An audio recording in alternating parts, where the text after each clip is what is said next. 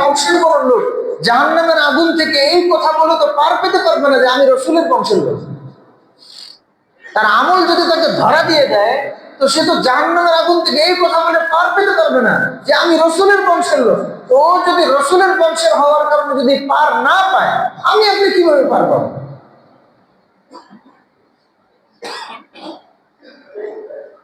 আল্লাহ তো মাস দিলেন কি, কতটুকু কোরআনে মাজিদের তেলাওয়াত আমাদের মধ্যে আছে, কতটুকু কোরআনের মহব্বত আমাদের মধ্যে আছে।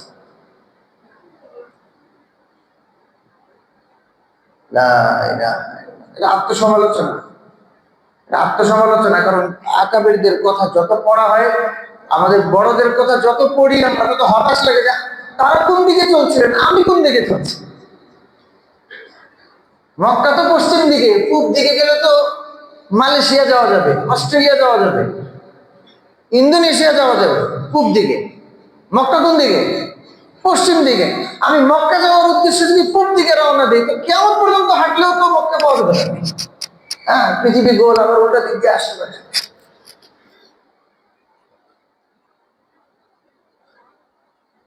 এই অবস্থা থেকে আমাদেরকে ফিরতে হবে, আমাদেরকে অবস্থা থেকে ফিরতে হবে। আল্লাহর কসম, কোরআনে মাজিদের যে স্বাদ আল্লাহ দিয়েছেন, এই মহব্বত আর এই নূর যখন নেওয়ার আমার যোগ্যতা তৈরি হয়ে যাবে, আল্লাহর কালামকে বুঝার যোগ্যতা তৈরি হয়ে যাবে, তখন আমি দেখবো যে এই কালাম পড়লেই মজা লাগে। একটা আয়াত নিয়ে যদি আমি ভাবি, এই গতকালকে তারাবিহের মধ্যে আপনাদের এখানে গেছে দ্বিতীয় পৃষ্ঠা, প্রথম রাকাতে হয়তো এটা তেলাওয়াত হচ্ছে, ক্বালা রব্বানা যালামনা আনফুসানা ওয়া ইন লাম তাগফির লানা ওয়া তারহামনা লানাকুনান্না মিনাল খাসিরিন। কি মনে করি এই দোয়াটার তাৎপর্যটা কি? বাবা আদম আলাইহিস সালাম দুনিয়াতে এসে, দুনিয়াতে অবতরণের পর লম্বা সময় আল্লাহর কাছে খালি কান্নাকাটি করছেন, আল্লাহর কাছে কান্নাকাটি করছেন। আল্লাহ, আপনি এত নারাজ হয়ে গেলেন, আসমান থেকে আমাদেরকে জান্নাত থেকে নামিয়ে দিয়েছেন, এখন কোথায় নামিয়েছেন, কি করব কিছুই তো জানি না। আয় আল্লাহ মাফ করে দেন, আয় আল্লাহ মাফ করে দেন, আয় আল্লাহ মাফ করে দেন। 1 নম্বর পারায় আছে, ফাতালাক্কা আদামু মির রাব্বিহি কালিমাতিন ফাতাবা আলাইহি। আদম আলাইহিস সালাতু ওয়াস সালাম তার রবের পক্ষ থেকে কিছু পারলেন, ওই বাক্য জপা শুরু করলেন। ওই বাক্যগুলো কি? এই গতকালকের তারাবিতে গেছে। তারা দুইজন বলছে, রব্বানা যালামনা আনফুসানা, হে আল্লাহ, আমরা আমাদের উপর জুলুম করে ফেলেছি, আপনি না মাফ করলে আর কেউ মাফ করতে পারবে না। কি দরকার ছিল এটা কোরআনে মাজিদে বলা? আদম আলাইহিস সালামের ঘটনা, কোন শিশু করার দরকার কি? আর কোন ঘটনা ছিল না? আদম আলাইহিস সালাম কিভাবে গম চাষ করলেন এটা বলা যেত না? আদম আলাইহিস সালাম কিভাবে ধান চাষ করলেন এটা বলা যেত না? আদম আলাইহিস সালাম কিভাবে বিবাহ এবং প্রজননকে চালালেন এটা বলা যেত না? আরে গম চাষ আর ধান চাষ এটা তো সবাই করতে পারে।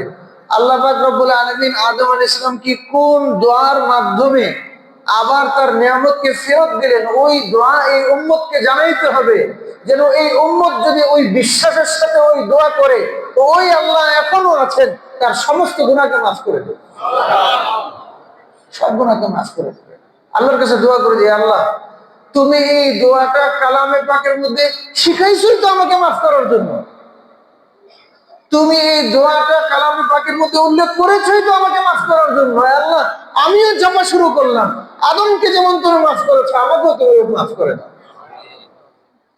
আল্লাহর রহমত তো বাহানা তালাশ করে, আল্লাহর রহমত তো বাহানা তালাশ করে। আর এই মাসটা হলো বাহানার মাস। রোজা রাখছি, তারাবি পড়ছি, ইবাদতের মধ্যে নিজেকে আত্মনিয়োগ করে দিলাম, এখন খালি মনোযোগ ধরে রাখি আমার দোয়া আর আল্লাহর আমার প্রতি মনোযোগ মিলে যাবে। আমার এক সাজদা যদি কবুল হয়ে যায়, আমার জীবন দাঁড়িয়ে যাবে, আমার জীবন দাঁড়িয়ে যাবে, একটা সাজদা যদি কবুল হয়ে যায়। এজন্য কোরআনের মহব্বত তৈরি করা দরকার, কোরআন বুঝার মহব্বত তৈরি করা দরকার, কোরআনকে অনুভব করা, কোরআনের ঘ্রাণ নেব, কোরআন তেলাওয়াত করব, কোরআনের ঘ্রাণ নেব, কোরআন তেলাওয়াত করব, কোরআনের মিষ্টতা নেব।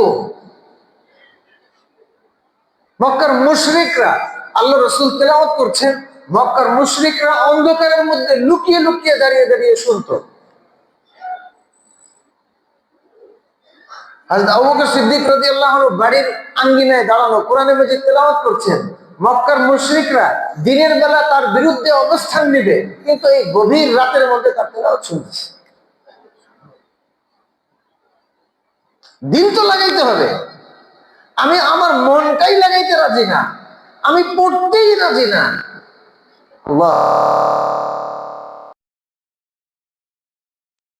আলহামদুলিল্লাহ রাব্বিল আলামিন বলে আল্লাহ পাক রব্বুল আলামিন সেই সাত আসমান উপরে, আল্লাহ পাক রব্বুল আলামিন ফেরেশতাদের মজমার মধ্যে বলেন, আমার বান্দা আমার প্রশংসা করছে। আপনি আপনার বাবার জন্য কিছু কিনে নিয়ে গেলেন, আপনার বাবার জন্য যখন কোনো কিছু কিনে নিয়ে গেলেন, ওইটা আপনার বাবার খুব পছন্দ হয়ে গেছে। বাবা কি করবে, মা কি করবে? ছেলে ঢাকায় থাকে কিংবা ছেলে বিদেশে থাকে, এই জিনিসটা বের করবে, হাতাবে, উল্টাবে, এই করবে, সেই করবে। আল্লাহ পাক তো একটা বাবা তার সন্তানের মহব্বতের মুখাপেক্ষী। আল্লাহ পাক তো মুখাপেক্ষী না, আল্লাহ পাক তো অমুখাপেক্ষী সত্তা, আল্লাহুস সামাদ। ওই আল্লাহর কি ঠেকা বসছে সাত আসমান উপরে আমার আলহামদুলিল্লাহ রাব্বিল আলামিন বলার জন্য অপেক্ষা করবে? আমার মতো নালায়েক আলহামদুলিল্লাহ রাব্বিল আলামিন বলতে আর আল্লাহ বলবে আমার বান্দা প্রশংসা করছে। ঠেকা বসছে। আমার চেয়ে কত ভালো মানুষ দুনিয়াতে আছে, আমার চেয়ে কত বড় আল্লাহওয়ালা দুনিয়াতে আছে, কত নবী, কত রাসূল, কত সাহাবী, কত ওয়ালি আল্লাহ, কত আল্লাহর প্রিয় বান্দা, কত ইবাদত করে দুনিয়া থেকে চলে গেছে। তাদের ইবাদতের কোয়ালিটি, তাদের ইবাদতের গভীরতা, তাদের আন্তরিকতা, তাদের মনোযোগ, তাদের ইখলাস, তাদের হালাল খাওয়া, হারাম থেকে বাঁচা এত উন্নত মানের ছিল। আল্লাহ পাক রব্বুল আলামিন তাদেরটা কবুল করছেন, আমারটা কবুল করার জন্য আমার দিকে তাকায় আছেন, বান্দা তুমি কি পাঠাইতে পারো? আমি আলহামদুলিল্লাহ রাব্বিল আলামিন বললাম, আল্লাহ পাক বলে উঠলেন, আমার বান্দা আমার প্রশংসা করছে। হামিদানি আব্দি। আমি আর রহমানির রহিম বললাম, আল্লাহ বলতেছেন, হ্যাঁ, আসনা আলাইয়া আব্দি, আমার বান্দা আমার গুণ কীর্তন বলছে। আমি বললাম মালিকি ইয়াউমিদ্দিন, আল্লাহ পাক বলেন মাজ্জাদানি আব্দি, আমার বান্দা আমার বড়ত্ব বলেছে। আমি যখন বললাম ইয়াকা না'বুদু ওয়া ইয়াকা নাস্তাঈন, আল্লাহ পাক বলেন হাদা বাইনি ওয়া বাইনা আব্দি, এটা আমার আর আমার বান্দার মধ্যকার বিশেষ সম্পর্ক।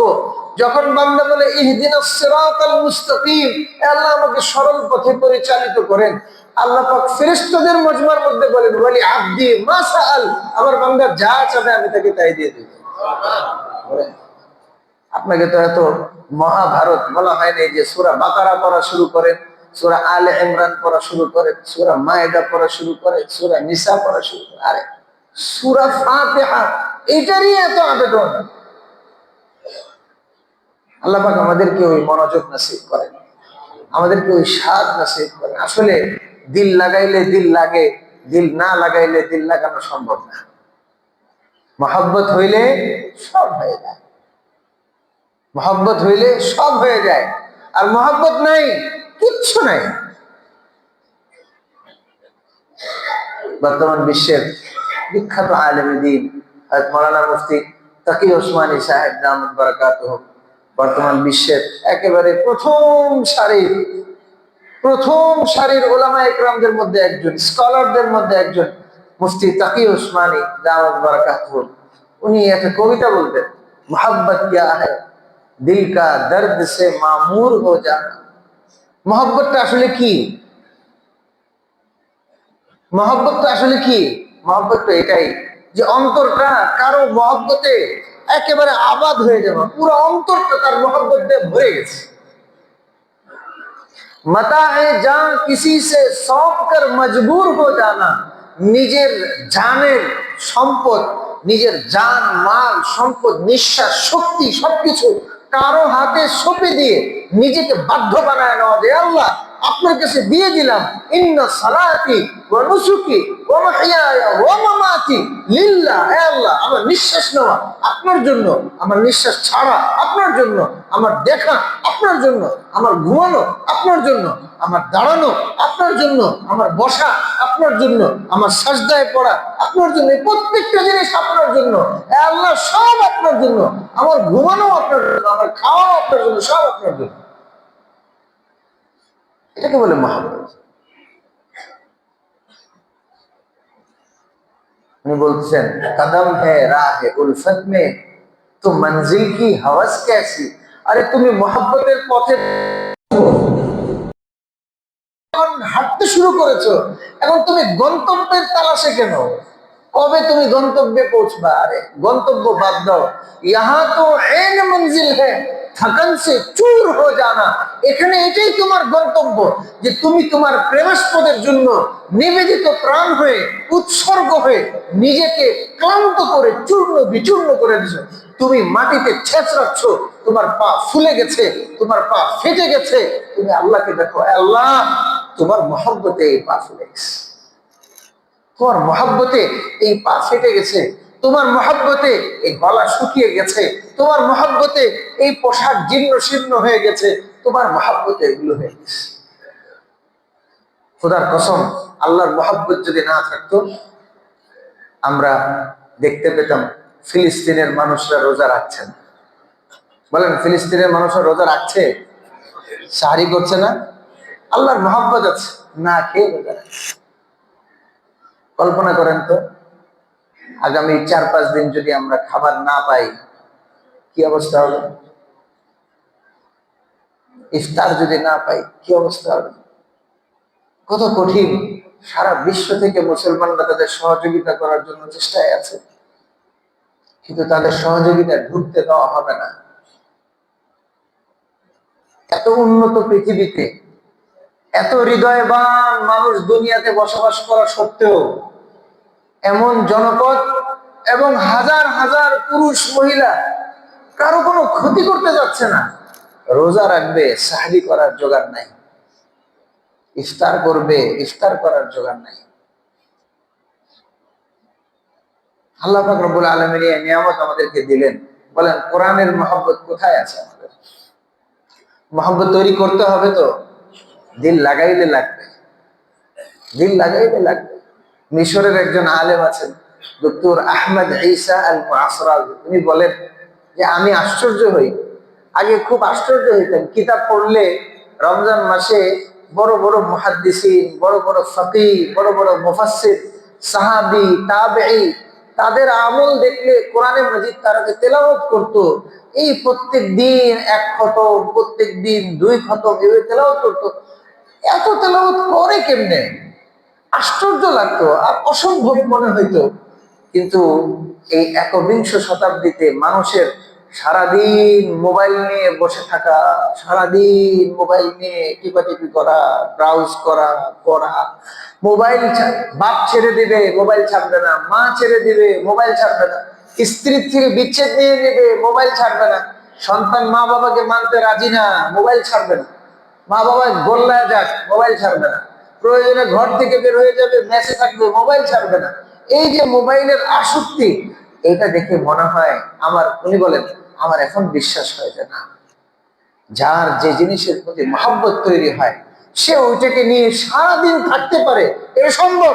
মোবাইল নিয়ে যেমন আজকের প্রজন্ম ডুবে থাকে, ওই প্রজন্ম কোরআন নিয়ে ডুবে থাকতো, ওই প্রজন্ম কোরআন নিয়ে ডুবে থাকতো, আজকের প্রজন্ম মোবাইল নিয়ে ডুবে থাকে। এটা দেখে মনে হচ্ছে যে না, এটা সম্ভব যে একটা মানুষ সারাদিন কোরআন জপবে, এটা সম্ভব। কেন? এটা দেখা যাচ্ছে একটা মানুষ সারাদিন, জলজান্ত মানুষ, লোক সমাগমে বসা, মোবাইল টিপছে, বাথরুমে চলে গেল, মোবাইল টিপছে, খাইতে বসলো, মোবাইল টিপছে, বাসে আছে, মোবাইল টিপছে, মানে ঘুমানোর সময়ও যদি কোনোভাবে মোবাইল টিপা যেত, ওটাও হয়।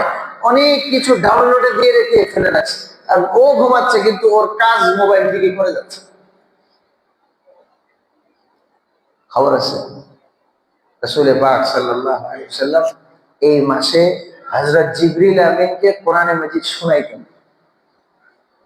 আল্লাহ পাক জিবরিল আমিনকে পাঠাইতেন জিবরিল আমিন তো চাইলেই আল্লাহ রসুলের কাছে আসতে পারেন না। একটা ঘটনা তো এরকম আছে, আল্লাহ রসুল বারবার আসমানের দিকে তাকান, বারবার আসমানের দিকে তাকান, বারবার আসমানের দিকে তাকান। 10-12 দিন 15 দিন পরে জিবরিল আমিন আসলেন। আল্লাহ রসুল জিজ্ঞাসা করলেন যে আমি তো আপনার আগমনের অপেক্ষায় ছিলাম। উনি উত্তরে কি বলেছেন? আল্লাহর হুকুম ছাড়া আমরা আসতে পারি না। আল্লাহর হুকুম হইতো রমজান মাসে যাও আমার হাবিবের সাথে কোরআন সে শোনাবে, তুমি শুনো, তুমি শোনাবা সে শুনবে। সুবহানাল্লাহ। এই জন্য ভাই কোরআনে মজিদের তেলাওয়াত, কোরআনে মজিদের নূর গ্রহণ করা, কোরআন বোঝার চেষ্টা করা, এই স্বাদ আস্বাদন করা, এটা প্রত্যেকটা ইমানদারের হক, প্রত্যেকটা ইমানদারের সুযোগ। এই মাসে নিজেকে কোরআনের আলোয় আলোকিত করা এবং নিজেকে গুনাহ থেকে বর্জন করে, হ্যাঁ আমরা তো গুনাহ বর্জন করেছি রমজানুল মুবারকের এই মাসে। একদিকে গুনাহ বর্জন করছি, আরেকদিকে রাসূল পাক সাল্লাল্লাহু আলাইহি ওয়াসাল্লাম কি করতেন? জিবরিল আমিন আসার কারণে আল্লাহ রসুল এত খুশি হইতেন, এত খুশি হইতেন, এত খুশি হইতেন। কোরআন শোনাশুনি করার জন্য জিবরিল আমিন আসছেন। আল্লাহ রসুল এত খুশি হইতেন যে আল্লাহ রসুল ওই দিন, মানে এই দিনগুলিতে আল্লাহ রসুল দানের হাত অন্য অবস্থার চেয়ে বাড়িয়ে দিত। মানুষ খুশি হইলে দান বেশি করে, মনটা খুশি থাকলে দান বেশি করে। নবী আলাইহিস সালাম কি করতেন?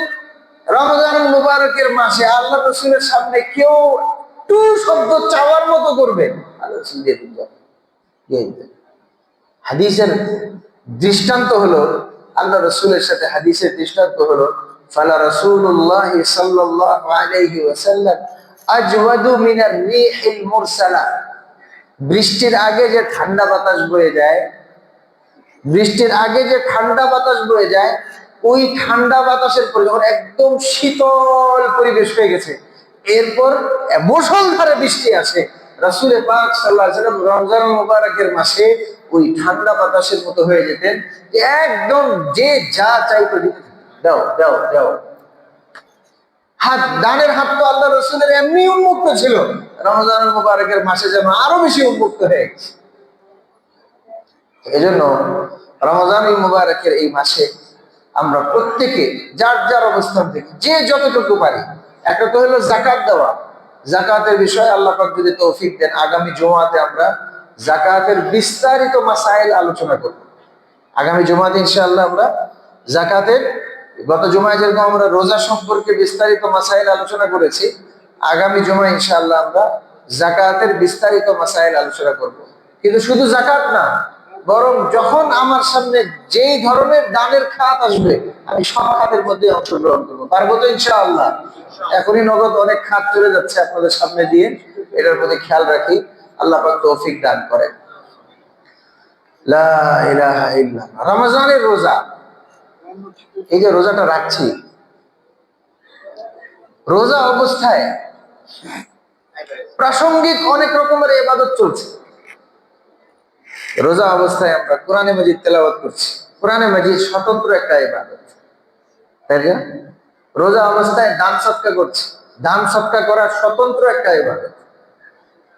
রোজা অবস্থায় আমরা নামাজ আদায় করছি, নামাজ আদায় করা স্বতন্ত্র একটা ইবাদত, তাই না? খেয়াল করে দেখেন, রমজানুল মুবারকের এই রোজার মধ্যে আমরা করছি নাকি, কি করছি না? পানাহার করছি না, পানাহারটাকে বাদ দিয়েছি, স্বামী স্ত্রী সুলভ আচরণকে বাদ দিয়েছি, আর গুনাহকে বাদ দিয়েছি,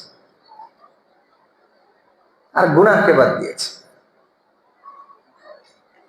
এই যে কাজগুলো, এই কাজগুলোকে কি বলে? এই কাজগুলোকে আরেক অর্থে বলা হয় হলো সবর। আরেক অর্থে কি বলা হয়? সবর। আমি নিজেকে এই সব কাজ থেকে আটকে রেখেছি, আমি নিজেকে এইসব কাজ থেকে কি করেছি? বিরত রেখেছি, আটকে রেখেছি, জমিয়ে রেখেছি। না, এগুলো আমার করা যাবে না। এটা তো মানুষ ধৈর্য ধারণ করলেই তো মানুষ এরকম করে, যে না একটু ধৈর্য ধরো, একটু ধৈর্য ধরো, একটু ধৈর্য ধরো, একটু আটকে থাকো, একটু বিরত থাকো। সবর কয় প্রকার? সবর 3 প্রকার, ধৈর্য ধারণ 3 প্রকার। একটা হলো বিপদ আপদে ধৈর্য ধারণ, একটা হলো কি বিপদ আপদে ধৈর্য ধারণ, কারো অসুখ হইলো, কারো কোনো মুসিবত হইলো, সে ধৈর্য ধারণ। ধৈর্য ধারণটা কখন করা লাগে? যখন বিপদ আসে সাথে সাথে করতে হবে। যখন বিপদ আসে সাথে সাথে করতে হবে। হাদিসে পাকের মধ্যে আসছে, যে ব্যক্তি এই দোয়া করবে কোনো মুসিবত আসার সাথে সাথে, ইন্না লিল্লাহি ওয়া ইন্না ইলাইহি রাজিউন, আল্লাহুম্মা আজিরনি ফি মুসিবাতি ওয়াখলুফ লি খায়রাম মিনহা। হে আল্লাহ, আমার এই মুসিবতের মধ্যে আপনি আমাকে এর উপযুক্ত সওয়াব দান করেন আর এর উত্তম বিনিময় আমাকে দান করেন। আল্লাহ রাসূল বলেন, যে ব্যক্তি এই দোয়াটা পড়বে, দুইটা দোয়া, একটা তো কোরআনে মাজিদে আছে, ইন্না লিল্লাহি ওয়া ইন্না ইলাইহি রাজিউন, আরেকটা হলো আল্লাহুম্মা আজিরনি ফি মুসিবাতি ওয়াখলুফ লি খায়রাম মিনহা। আল্লাহ রাসূল বলেন, আল্লাহ পাক অবশ্যই অবশ্যই তাকে তার হাত ছাড়া হওয়া নিয়ামতের চেয়ে উত্তম নিয়ামত দান করবেন। এটা হলো একটা সবর। আরেকটা সবর হলো গুনাহ থেকে বাঁচার ক্ষেত্রে সবর। গুনাহ থেকে বাঁচার ক্ষেত্রে, গুনাহ করতে মন চায়, আমি আটকে রাখছি, বিরত রাখছি। গুনার দিকে চলে যেতে মনে চায়, আমি নিজেকে ধরে রেখেছি। আরেকটা কি, নেক কাজ করার ক্ষেত্রে সবর। নামাজ পড়তে মনে চায় না, জোর করে ধরে রাখছি। কোরআনে মাজিদ তেলাওয়াত করতে মনে চায় না, জোর করে ধরে রাখছি। হ্যাঁ, আমার দান সদকা করতে মনে চায় না, তারপর আমি দান করছি। কার্পণ্য আমাকে ধাক্কা দেয়। আল্লাহ পাক কোরআনে মাজিদের মধ্যে 90-এর অধিক জায়গায়, কয়বার? 90-এর অধিক জায়গায় দান করতে উদ্বুদ্ধ করেছেন, এবং দান করলে যে লস হয় না এটা বলছেন।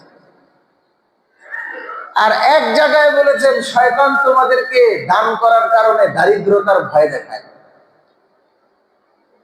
আশ্চর্যের বিষয় যে শয়তানের ওই একবারের কথা মানুষ বিশ্বাস করে ফেলছে, আল্লাহ পাকের 90-এর উপরে বেশি প্রতিশ্রুতি মানুষের প্রভাবিত হচ্ছে না। মানুষ দান করবো তো ইনশাআল্লাহ। তো সবর 3 প্রকার। একটা হলো বিপদ আপদে সবর করা, আরেকটা হলো কি নেক কাজ করার ক্ষেত্রে সবর করা, আরেকটা হলো গুনাহের কাছ থেকে বাঁচার ক্ষেত্রে সবর করা। আমরা কি করছি রোজা অবস্থায়? যার স্বাভাবিকভাবে বিপদ নাই, তার রোজা অবস্থায় 2 ধরনের সবর হচ্ছে। একটা হলো গুনাহ থেকে বাঁচার ক্ষেত্রে সে সবর করছে, তাই কিনা? এই যে সবাই বসে আছেন এখানে, যারা এসির মধ্যে বসে আছেন তারা তো মাশাআল্লাহ মজাতেই আছেন। যারা বাইরে বসা, যারা একদম বাইরে বসা, পিপাসা লাগছে না? যে লোকটা এসির মধ্যে কাজ করে না, বাইরে কাজ করে, যে লোকটা রিক্সা চালায়, যে লোকটা বিভিন্ন রকম কায়িক পরিশ্রমের কাজ করে, সে যদি রোজা রাখে, তার রোজার যে ওজন হবে আর এরকম এসিতে বসে থাকা ব্যক্তির রোজার ওজন 2 হবে। সে একদিকে সে গুনাহ থেকে বাঁচার ক্ষেত্রে সবর করছে, আরেকদিকে সে আবার এর মধ্যে নেক কাজকে চালিয়ে যাচ্ছে, সে কি করছে? সবর করছে। কোরআনে মাজিদের মধ্যে আল্লাহ পাক রব্বুল আলামিন বলেন, ইন্নামা ইউওয়াফাস সাবিরুনা আজরাহুম বিগাইরি হিসাব। আল্লাহ পাক রব্বুল আলামিন কাল কিয়ামতের ময়দানে এই ধৈর্যশীলদেরকে বেহিসাব সওয়াব দান করবেন। এজন্য রোজার ব্যাপারে, রোজার প্রতিদানের ব্যাপারে আল্লাহ পাক রব্বুল আলামিন হাদিস শরীফের মধ্যে বিশেষ কোনো প্রতিদানের কথা বলেন নাই। বিশেষ কোনো প্রতিদানের কথা বলেন নাই। হাদিসের মধ্যে কি বলছেন? আস-সাওমু লি ওয়া আনা আজজি বিহি। রোজা আমার বান্দা আমার জন্য রাখছে, ওর প্রতিদান আমি দিব। ওর প্রতিদান আমি দিব, আমি আল্লাহ দিব। আল্লাহ রিজার্ভ রাখছেন কেন? কারণ ওকে এই পরিমাণ রোজার প্রতিদান দেওয়া হবে। ও যদি রোজাটাকে ঠিকভাবে রাখতে পারে, ও যদি গুনাহ না করে, ও যদি একাগ্রতার সাথে ইবাদত করে, ও যদি নিমগ্নতার সাথে মহব্বতের সাথে কোরআনের নূর গ্রহণ করে, ও যদি নিজেকে গুনাহ থেকে ঝেড়ে মুছে ধুয়ে মুছে পাক সাফ করে ফেলতে পারে, আল্লাহ পাক ঘোষণা করছেন, আস-সাওমু লি, রোজা আমার বান্দা আমার জন্য রাখছে, আমি ওর প্রতিদান দেব। তো কোরআনের নূর গ্রহণ করার জন্য আমরা রাজি আছি তো ইনশাআল্লাহ। রমজানের ফায়দা গ্রহণ করার জন্য সর্বাত্মক চেষ্টা করতে হবে, এবং প্রত্যেকটা 5টা দিন 6টা দিন চলে গেছে, চোখের পলকে মাস ঘুরে যাবে। আর আমরা যে জায়গাটার মধ্যে আছি, এই জায়গার মধ্যে দুনিয়া আমাদেরকে পরতে পরতে ধোঁকা দিচ্ছে, পরতে পরতে প্রতিটা মুহূর্তে মুহূর্তে ধোঁকা দিচ্ছে। প্রতিটা মুহূর্তে মুহূর্তে ধোঁকা খেয়ে যদি পিছলা যায়, আবার নিজেকে ধরে দাঁড় করাবো যে না, দুনিয়া যতটুকু প্রয়োজন ততটুকু করব, রমজানের যে নূর গ্রহণ করার সেটা গ্রহণ করবো। পারবো তো ইনশাআল্লাহ? আল্লাহ পাক রব্বুল আলামিন আমাদের সবাইকে তৌফিক দান করেন। রমজানের বরকত, রমজানের রহমত আমাদেরকে হাসিল করার তৌফিক দান করেন। রব্বানা লা তুআখিযনা ইন নাসিনা ওয়া আখতানা ওয়া আখিরু দাওয়ানা আলহামদুলিল্লাহি রাব্বিল আলামিন।